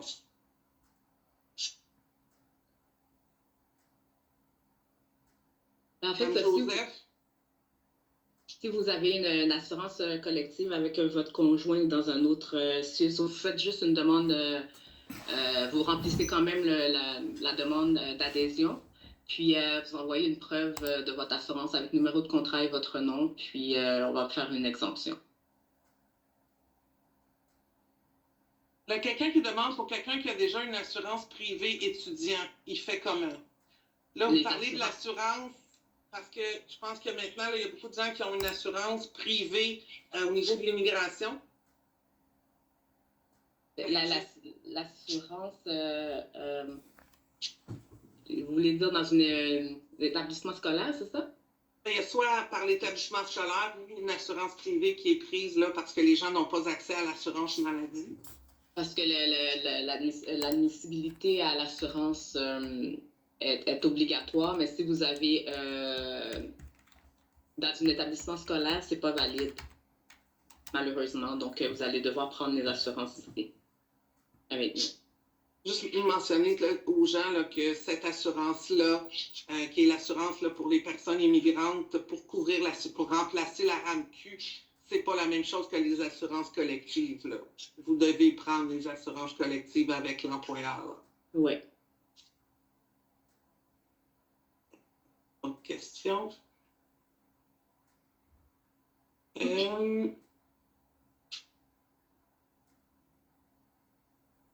Ça n'est pas une question pour savoir si ça fournit les uniformes. C'est malheureusement pas une question pour ce département-là. 7 quinzaines, c'est combien de jours travaillés par mois? C'est 7 jours travaillés par 2 semaines. Pas vraiment une question pour les conditions d'exercice. Est-ce que vous avez d'autres questions?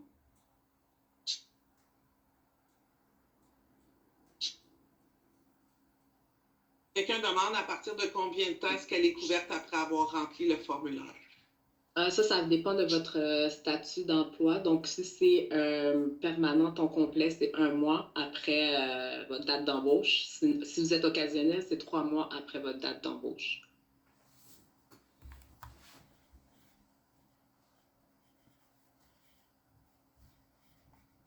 Est-ce qu'il y avait d'autres questions pour moi? Quelqu'un dit, est-ce que je n'ai plus besoin de payer mon assurance privée parce que je vais avoir une assurance chez vous? Non, malheureusement, l'assurance privée qui remplace la RAMQ, vous devez continuer de la payer en attendant d'avoir accès à la RAMQ. Ce n'est pas la même chose.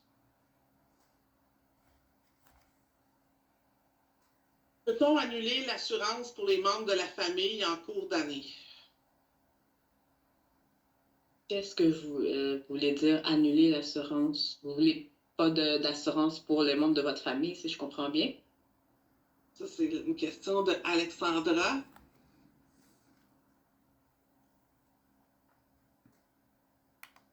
Il y a plein de questions qui sont posées en ce moment. Là. Ce ne sont pas des questions pour les conditions d'exercice, malheureusement. Là. Toutes les questions d'horaire, c'est pour le prochain département qui s'en vient nous rencontrer. Là. Donc, s'il n'y a pas d'autres questions pour les assurances collectives? Il n'y en a pas d'autres. OK, parfait. Bon, ben, je vais vous quitter. Merci beaucoup. Ben, passez une bonne journée. Au revoir. Au revoir.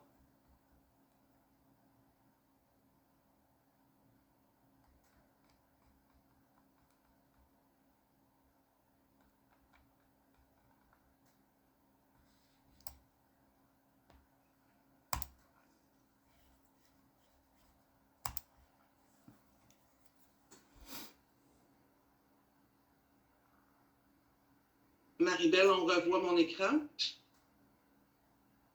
Oui. C'est bon.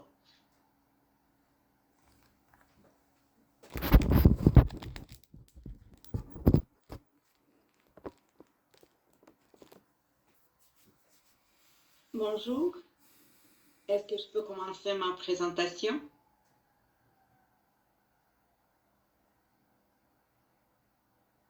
Josie, ton micro est désactivé.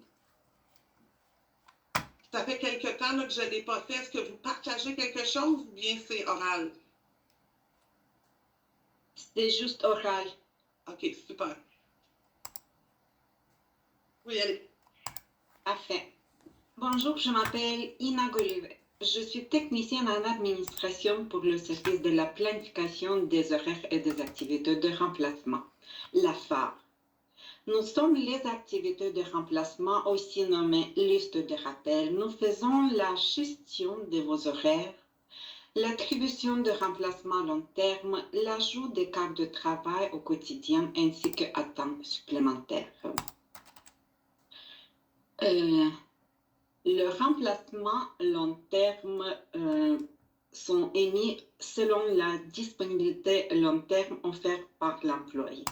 Un remplacement long terme signifie que vous serez stabilisé sur un même poste pour une longue période de temps, parfois même pour une durée indéterminée. La FAR vous enverra un courrier de confirmation de votre remplacement long terme. Ainsi, vous saurez d'avance où vous travaillez, les heures de travail, le centre et le nom de votre gestionnaire. La disponibilité régulière est celle que vous devez fournir lors de votre embauche.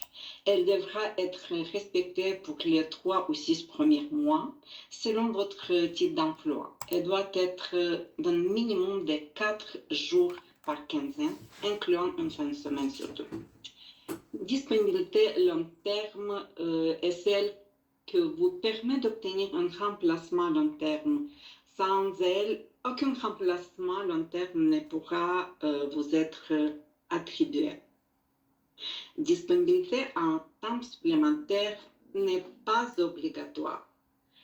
Le temps supplémentaire est volontaire et distribué par tour de rôle. On parle de temps supplémentaire lorsque vous dépassez votre nombre d'heures maximum dans une même journée de travail. Ça peut varier selon le type d'emploi. Ou bien lorsque vous dépassez 5 jours par semaine, donc sur votre fin de semaine de congé ou vos congés en semaine. Disponibilité étudiante.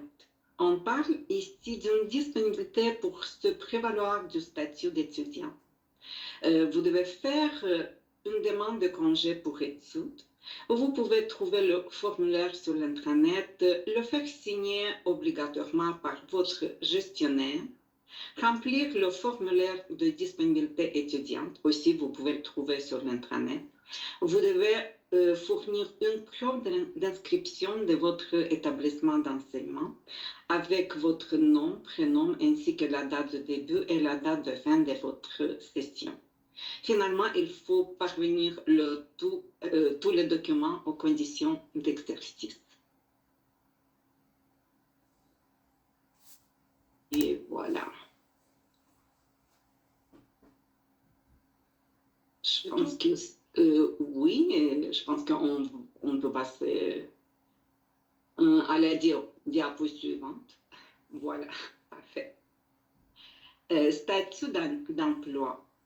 Le statut occasionnel, c'est pour les employés qui sont non titulaires d'un poste et les employés qui font partie de la liste des rappels. Les employés non titulaires d'un poste affectés sur un remplacement long terme plus de 6 mois avec une date de fin ont le statut temporaire temps complet. Les employés qui ont un remplacement long terme à temps partiel, à point 7, à point 4, à point 8, ont le statut temporaire temps partiel, le TTP. Le statut permanent temps complet appartient aux employés titulaires d'un poste à temps complet. Le statut PTP, permanent temps partiel, c'est pour les employés titulaires d'un poste à temps partiel. J'espère que c'est assez clair. On peut passer à la diapo suivante.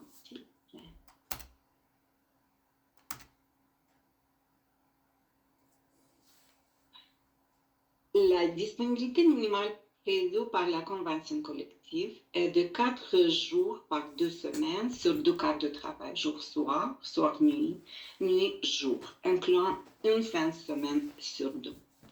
Pour les étudiants, la disponibilité minimale est une fin de semaine sur 2, idéalement aussi sur 2 quarts de travail.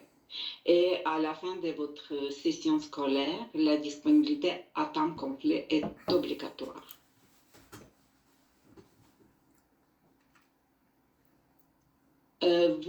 Pour modifier votre disponibilité, vous pouvez le faire via le guichet RH web. Vous pouvez le faire vous-même. Vous pouvez modifier ainsi votre disponibilité sous l'onglet Disponibilité. Pour la disponibilité étudiant, vous devez remplir un formulaire prévu à cet effet qui se trouve sur l'intranet.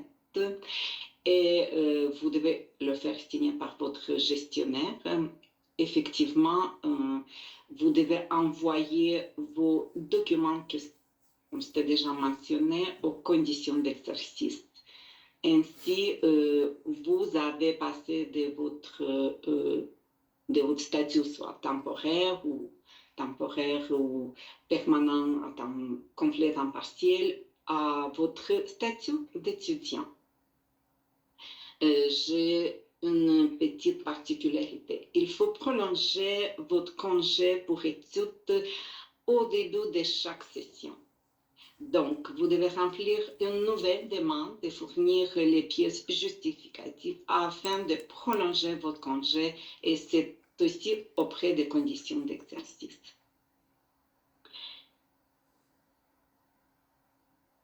La différence entre les disponibilités différentes. La disponibilité long terme. La disponibilité long terme vous permet d'obtenir de remplacements long terme. La disponibilité régulière est celle demandée lors de votre embauche pour les remplacements ponctuels, donc au jour de jour. La disponibilité temps partiel vous permet de faire des heures ou des quarts de travail en plus de votre semaine régulière de travail.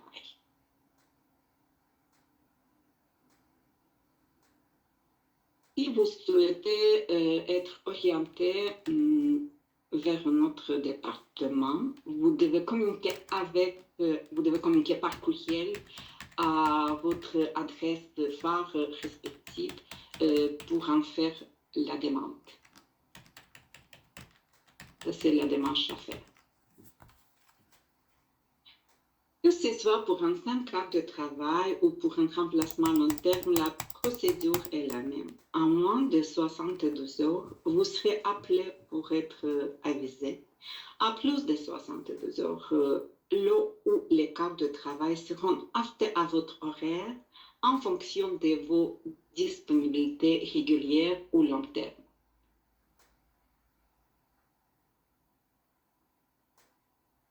Si vous n'avez pas d'horaire dans le système, vous pouvez juste communiquer avec votre phare respectif. Et effectivement, on va vous répondre dans le plus bref délai. Vous pouvez communiquer soit par téléphone, soit par courriel, c'est comme vous le préférez. Mais pour toute question de plus de 72 heures, au général, vous pouvez toujours envoyer un courriel à la phare. Et il me fera plaisir de retourner votre courriel dans le plus bref délai. J'ai deux questions pour vous. Quelqu'un dit, si je veux devenir étudiant, est-ce que j'ai le droit de demander un congé pour aller étudier avant d'avoir un an d'expérience?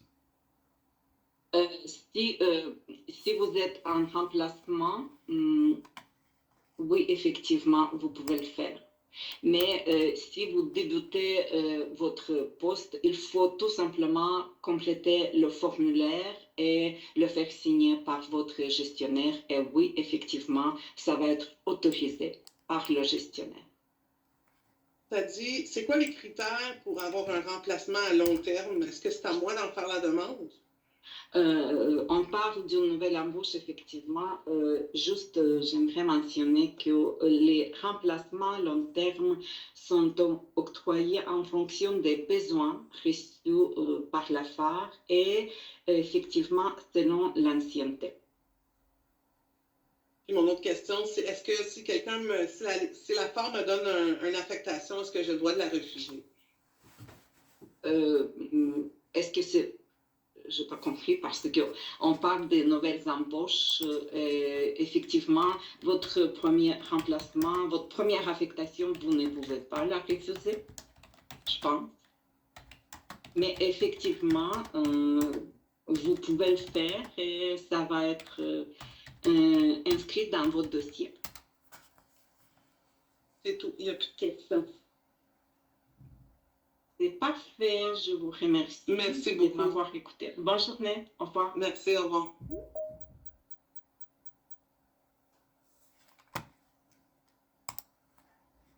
Bonjour. Donc, peu importe votre type d'emploi, administratif, personnel clinique ou de soutien, travailler en santé, c'est contribuer au bien-être des usagers, des patients et des résidents. Alors, vous êtes là pour faire une différence. Alors, voici une vidéo de 2 patients qui aimeraient vous parler.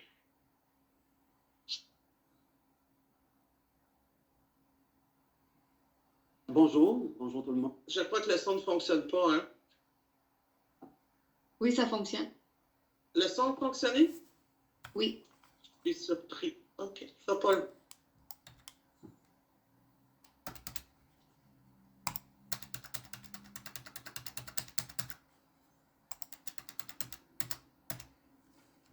Bonjour tout le monde. Je suis Parnell Pierre. Je suis un patient partenaire de la radio-oncologie et pas juste de la radio-oncologie, mais je suis patient partenaire dans l'hôpital. Et je suis ici car j'ai eu une tumeur énorme, une tumeur qui était là depuis énormément de temps. Et je me suis remis très vite. C'est pas normal à la vitesse que je me suis remis, mais je me suis remis très vite parce que j'ai tout arrêté. Et j'ai eu beaucoup d'amour, j'ai été nourri d'amour, j'ai eu ça comme médicament en premier, c'était l'amour, l'écoute de tous les gens. Et tout le monde me disait bonjour ici, que ce soit les gens de la sécurité, les gardiens, les préposés, les gens pour la nourriture, les infirmières auxiliaires, tout le monde.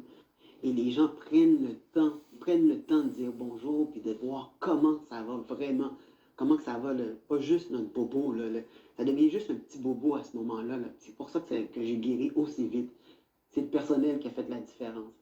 Si vous participez et vous êtes là pour vraiment travailler et vous emmenez tout votre cœur, votre âme, puis vous travaillez passionnément, ben vous allez adorer ça.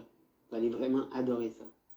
Les équipes que j'ai travaillé avec, c'est tout du monde. C'était pas des gens qui parlaient. C'est des gens qui étaient en action tout le temps. Là, ça fait la différence. C'est ça que j'ai à dire aux gens, à vous, qui allez travailler. À l'âge de 25 ans, j'ai commencé à avoir des problèmes de santé mentale. J'étais très déprimée, très anxieuse. J'ai développé un trouble obsessionnel compulsif également. J'ai eu de la médication, j'ai eu plusieurs psychiatres, j'ai vu des thérapeutes, mais c'était jamais parfait. Alors, je fonctionnais bien 2-3 ans, puis après ça, je refaisais une dépression. Donc, ça a été comme ça jusqu'à mes 50 ans à peu près, où j'ai fait une tentative de suicide, où j'ai été dans le coma pendant 1 semaine, parce qu'on m'a retrouvée chez moi, les mains sous mon corps, le visage collé au sol. Alors, on m'a amenée à l'hôpital Santa Gabrieli et j'ai sorti du coma au bout de 10 jours. Alors, et j'ai subi des opérations aux mains et à la joue également. Et quand les opérations ont été terminées, on m'a transférée à l'Institut universitaire en santé mentale, qui dans le temps était Louis H. Lafontaine. Cette hospitalisation a été très bénéfique pour moi, parce que ça a été un élément très marquant dans ma vie. Moi, quand je pense à ça, bien, je vois toute la personne que je suis devenue aujourd'hui. Je suis impliquée en santé mentale et ça donne un sens à ma vie. Alors, juste ça, moi, quand je pense à mon hospitalisation, ben, moi, je vois ça très positif. Moi, je m'adresse à tous vous autres, les futurs employés. Soyez des personnes patientes, des personnes ouvertes, que vous soyez le concierge, que vous soyez l'infirmière, l'ergothérapeute, le médecin. Vous êtes toutes des personnes importantes dans notre parcours de rétablissement. Alors, un gros merci à vous autres. Ne lâchez pas. Vous êtes très importants pour nous. Et je vous souhaite bienvenue au CIUS de l'Est de l'île de Montréal.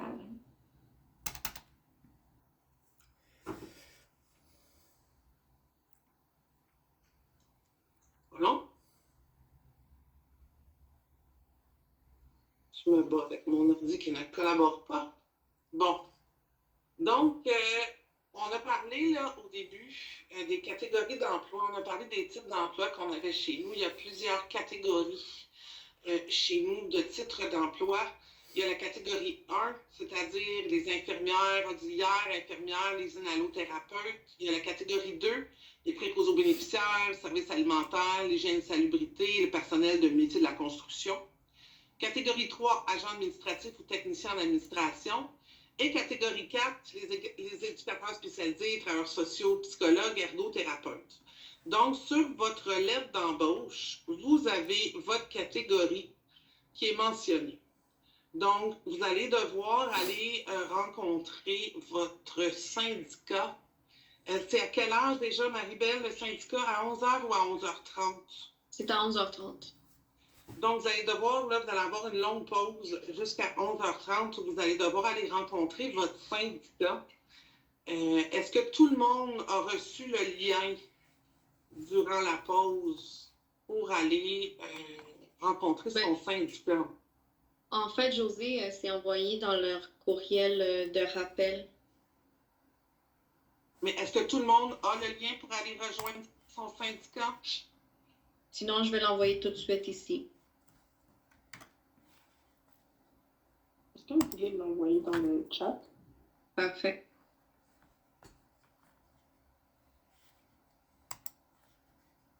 Prendre note que la catégorie 2 et 3, c'est le même lien, s'il vous plaît. Est-ce que vous pouvez l'envoyer pour moi maintenant, s'il vous plaît? Oui, juste un instant, je prépare le lien. Est-ce que tout le monde sait de quel groupe vous faites partie? Tout le monde sait? Non. Vous faites quoi comme titre d'emploi à la personne qui a répondu non? Bien. C'est bien. C'est pire, je crois que c'est la catégorie non 1, non, Marie-Belle? Oui, c'est la catégorie 1. Merci. Est-ce que je pourrais savoir la catégorie pour l'entretien ménager? 2.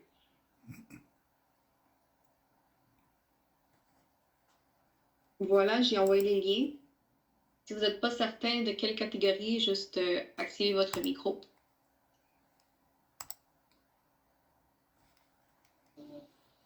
Excusez-moi, PAB, pour c'est travailleuse. catégorie 2. Préposé aux bénéficiaires, c'est catégorie 2. Auxiliaire familial aussi, c'est catégorie 2.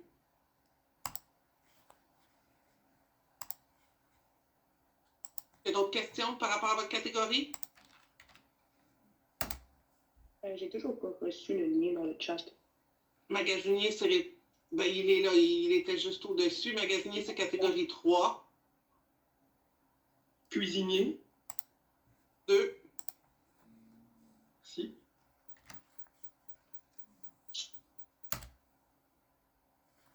Je le vois toujours pas dans le chat, je sais pas. Je vais le renvoyer. Je viens de le remettre là. C'est ça, c'est juste que tout le monde écrit, donc ça se retrouve plus haut. Excuse-moi. Oui. Pour les PAB, c'est quelle catégorie? Pardon? Pour les PAB, c'est quelle catégorie? 2. Oui, merci. Donc, est-ce que c'est bon pour tout le monde? J'ai une question, c'est pour les agents de relations humaines, c'est quelle catégorie, s'il vous plaît? Est-ce que vous êtes syndiqué? Oui, trop bien. Oui.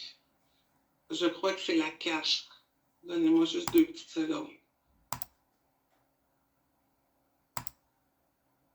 Moi, je comprends pas parce que quand je vais dans le chat, j'ai rien qui apparaît. J'ai aucunement. Vous deviez avoir reçu, sinon, vendredi, un courriel de notre service. Puis, dans le courriel, il y avait des pièces jointes.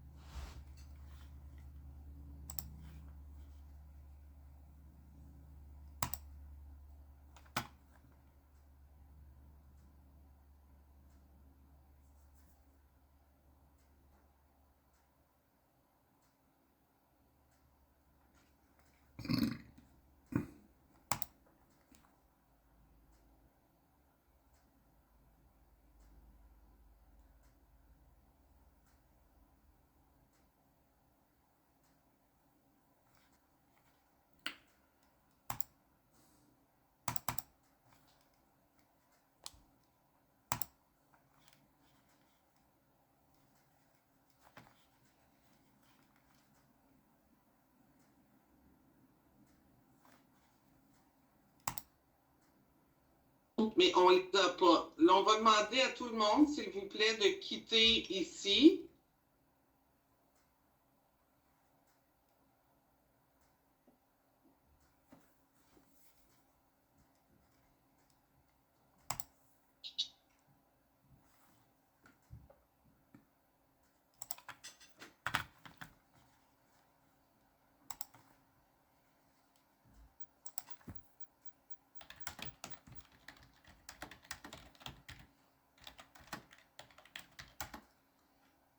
Est-ce que je pourrais demander à tout le monde, s'il vous plaît, de quitter la réunion?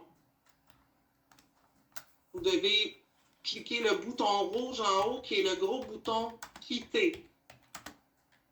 Je vais envoyer le lien pour tout le monde par courriel aussi.